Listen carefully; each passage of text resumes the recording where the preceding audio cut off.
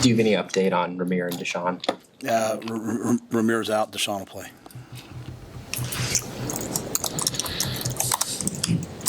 Your evaluation of this week in practice? It's been a good week. Guys, as you would expect, battled back from a disappointing week last week. We'll have to get to the game and do it in the game. We'll see, but it's been a good week. You believe in incremental progress. You're a process guy. What do you feel like you guys got incrementally better at this week just in practice? I think everything, unfortunately, there's not time in game weeks. The opponents are too good in the Big Ten to have like these large philosophical, like kind of like what happened with Sat the other day. Like, I don't want Sat worried about the yards per play. I want him worried about blocking number 91 from Ohio State, right? So you have to be very in the moment. So, you can't really go out there and have these, hey, we got to fix it. You just go out there this week and say, hey, third down, what are they going to do? What are we going to do? So I think we had a really good week. Some of the issues in the kicking game have been so glaring. Obviously, Sam, you have to kind of fix some of those things. But we've been working on those since over the bye week, right? Just constantly. But you also have to get ready for Ohio State and what they do. So there's not a lot of time, not a lot of reps, So, but I think at the end of the day, we put last week behind us. We move forward and we get ready for this amazing football team we're playing and this amazing opportunity to go on the road. And so I think we got better at a lot of things. Back to the Barney play, we didn't really ask much about it, but was he trying to return that, the Barney play, the kickoff? Was he trying to return that, or did he think he stepped out of bounds, was trying to get it to the 35? What was the... Yeah, we showed the play in the team meeting, and the amazing competitor he is. He said, Coach, that's a catastrophic, terrible mistake by me. What we'd like him to do is either let it go, or, what we train them to do when the ball's there by the sidelines is go over, put your foot out of bounds and catch the ball. I think because he was running so fast, you see him, he kind of catches it and then puts his foot out of bounds. And so, he's a young player. We teach him, we move on. And but, we cover that every week. We spend Thursdays, we kick balls all over the field, and that happened to him. Dylan made a great play on 3rd and 8, got a first down, got us out of that situation. But, yeah, I think he was just trying to – he was excited to go play. And the ball was kicked to him. He wanted to go return it. Jacory's a competitor, and, it just didn't work out right. So we just keep trying to coach through it. Fedoni got going a little bit in that game Saturday. Is that something he can maybe build on, the way he was involved? Yeah, no one – when you have a game like that and, the score's not going your way, you still got to go play, right? And so you can't control, how everyone else is playing. I thought Thomas – caught the ball with his hands, one versus man, made some big plays. He's getting better and better and better. Thought he had a really good bye week, sprained his ankle a little bit. And so we were worried if he was even going to be able to play last week. And he came out and he played, and he's playing really good football. So, he's a guy that, you always want to have involved in the offense. What ways does the absence of Ramir affect you in the run game, pass game, other areas? Yeah, Ramir's a valuable player in every part of it. Some of the big guys, Gabe and Dante have to now step up in some of the third down situations, which is good because Ohio State has an excellent pass rush, but also has excellent blitzers. So having bigger men in there, in some ways, is a good thing in this week. And then it's an opportunity for Quentin. Quentin got on the field and had a big kickoff return, so it's an opportunity for Quentin to grow his role. Carter Nelson had his snap count go up a little bit against Indiana. How have you seen him grow into, maybe being able to do more things or feeling more comfortable in more setups? Yeah, Carter. Carter's going to be a tremendous player. When you look at the team, you look at the future. You see guys like he and obviously Jacory and Dylan on offense, and you say, "Wow, I can't wait for them." His opportunities are somewhat limited at times because you have some veteran players out there.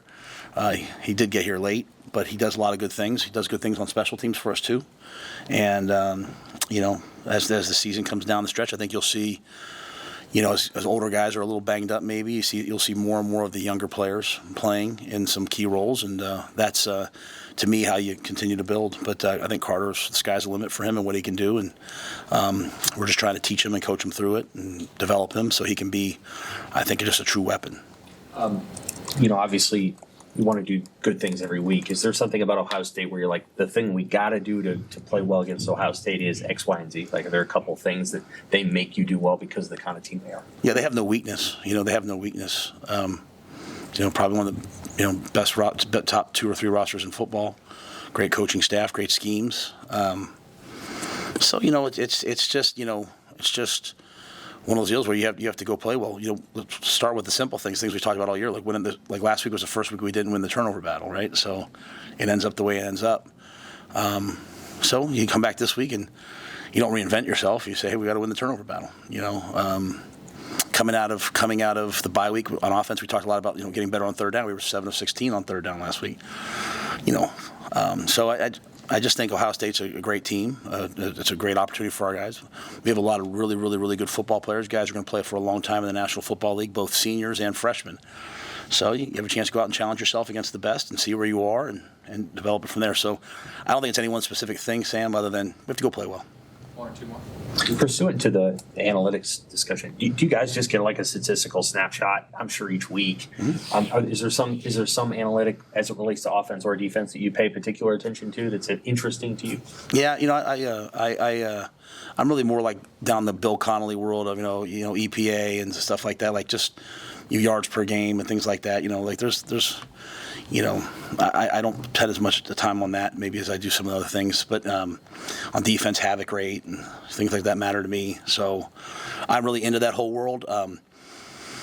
But that's more of like for me like a bye week postseason. Like, hey, to me when you're in the week, it's like, hey, how do I get this guy who's got a hurt ankle to block that guy? How do I get this guy? It's not Madden, and so, but in the offseason, I think you build yourself around those things. Like, hey, we have to improve in these areas. The things in season we're really, really spend a lot of time on, though, are, like the things we believe in, like turnover rate and very, very simple things, if I had to pick one thing for us, as I said, like I think Steve Sipple asked me last week, it's just some more explosive plays. We'd like to have more explosive plays on offense. We have a lot of 8, 9, 10 play drives, and that's really, really hard to do over and over and over again. You'd like some, 4-play drives that result in a touchdown, and so that's where we've been lacking. That's where we're trying to create them, and that's moving forward something that we have to continue to improve upon. You mentioned you want to see improvement in perimeter blocking. How has Garrett challenged those guys this week, and do you spend any more time talking to them or helping them this week? Yeah, I mean we've challenged a lot. I think it's to the point of it's just reps. It's continued improvement. It's when you're struggling with something, you're not going to just necessarily always just change it, overnight. And it's not certainly for a lack of want to or will. So I think you have to just keep coming out every week. So we're doing way more of that live. We're trying to work on it just like we work on inside run and short yardage, and I think we're getting better at it. But I don't know if we can change completely everything about it, but we're not changing what we're doing, just getting the guys to be better and better at it, more comfortable at it. And this is a week where you're going to have to do it, right? With the way that they play, and their offense is such a good perimeter team. They kick the ball out on the perimeter and block and get yards. So defensively, we weren't very good last week in that area. So I think coming out of last week, we understand how well we have to play in space, both offensively and defensively. Anything else for Coach? You and Brian Day were on the same staff at Temple, right? Any thoughts about that matchup Saturday? No, I just have a lot of respect for Ryan. We're good friends. We were both young assistants together under Al Golden. I was a D-line coach. He was the receivers coach, and he left after 1 year. And we had a massive staff overhaul, and they asked Ryan to stay and be the quarterback coach. And thankfully, Ryan said, "No, I'm going to go be the receiver coach at Boston College." And they moved me from the D-line to being the quarterback's coach. So it was a major break in my career. And, Ryan's done a fantastic job. We're friends. I went to their pro day a couple years ago when I wasn't in college. Justin Fry, their O-line coach, and I worked together at the second stint, when Steve Adazio came to be the head coach. He's a great friend of mine and a great coach, been everywhere. Tried to hire him when I was in the NFL, couldn't do it. Larry Johnson, their legendary D-line coach, was a position coach, was the D-line coach at Penn State when I was there. So there's a lot of ties to that team. They've done a great job. They're in the national picture, and it'll be a great opportunity for us to go, play against them and for me to coach against them. Thank you, guys. Good to see you, buddy.